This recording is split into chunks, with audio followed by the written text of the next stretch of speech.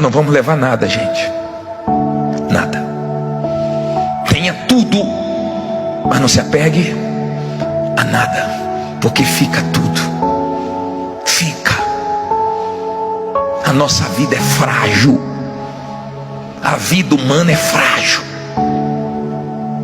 Você vê a pessoa se internar num dia, no outro dia está morta. Morreu. Peraí, morreu. Você toma conhecimento, uma queda, um assalto, um acidente, um vírus que você não vê entra no corpo, uma bactéria, e leva a pessoa. Como é que eu vou brincar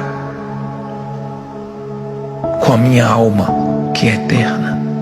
Eu não posso. Me perdoe. Me perdoe. Isso é muito sério.